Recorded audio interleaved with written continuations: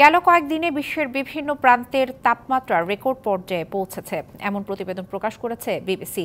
মে এবং জুনের শুরুর দিকে বাড়তি তাপমাত্রা নিয়ে গবেষণা করে এমন তথ্য প্রকাশ করা হয়। এর মধ্যে যুক্তরাষ্ট্রের দক্ষিণ পশ্চিমাঞ্চল, মেক্সিকো এবং মধ্য আমেরিকার তাপপ্রবাহ ৩৫ গুণ বেশি এবং গ্রীষ্মমণ্ডলের তাপমাত্রা ২০০০ বছরের মধ্যে সর্বোচ্চ হতে পারে বলে শঙ্কা প্রকাশ করেন বিশেষজ্ঞরা। এ বছরের শুরু থেকেই পরিবেশ নিয়ে একের পর এক চ্যালেঞ্জের মুখে বিশ্ব। চরম বিপন্ন আবহাওয়ার বৈরী রূপ চলছেই, কোথাও তীব্র গরম, কোথাও বন্যা, ঝড়। এবার বিশ্বের তাপমাত্রা আগের বছরগুলোর রেকর্ড ছাড়িয়ে যাবে তা বছরের শুরুতেই জানিয়ে দিয়েছিলেন পরিবেশবিদরা। সম্প্রতি বিশ্বের জলবায়ু বিজ্ঞানীদের সংগঠন দ্য ওয়ার্ল্ড ওয়েদার অ্যাট্রিবিউশনের প্রতিবেদনে আবারও উঠে আসে বৈশ্বিক জলবায়ু নিয়ে সতর্কবার্তা।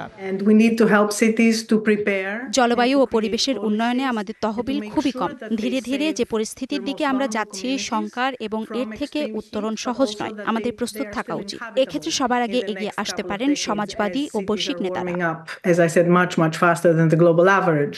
এবার উত্তর গোলার্ধে গ্রীষ্মকাল শুরু হলেও গরমের আঁচ ছড়িয়েছে ৪ মহাদেশের বিভিন্ন শহরে। যুক্তরাষ্ট্রের ক্যালিফোর্নিয়া, নেভাডা, অ্যারিজোনাতে তাপমাত্রার পারদ উঁচুতে।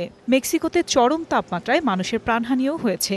এরই মধ্যে মেক্সিকোর উত্তর পূর্বাঞ্চলের উপসাগরীয় উপকূলে ঘণ্টায় ৫০ মাইল গতিবেগ নিয়ে ধেয়ে যাচ্ছে গ্রীষ্মমণ্ডলীয় ঝড়। এই ঝড়ে এরই মধ্যে প্রাণহানি হয়েছে ৩ জনের।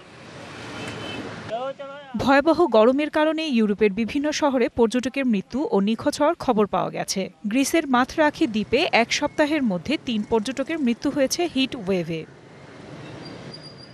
রাশিয়া, চীন জুড়ে তীব্র গরমে প্রাণ ওষ্ঠাগত। টানা বন্যায় বিপর্যস্ত ব্রাজিল। বন্যার পর খরা দেখা দিয়েছে পাকিস্তানে। হিটওয়েভের কারণে সৌদিতে হাজারেরও বেশি মুসল্লির মৃত্যু হয়েছে। ভারতে তাপমাত্রা ৫০ ডিগ্রি ছুঁই। প্রচণ্ড তাপপ্রবাহে মৃত্যু হয়েছে শতাধিক মানুষের। গ্রীষ্মমণ্ডলের তাপমাত্রা গতবার ২০০০ বছরের মধ্যে সবচাইতে বেশি ছিল। এর মাত্রা ক্রমশ বাড়ছে। আফসানা নীলা, ডিবিসি নিউজ ডেস্ক।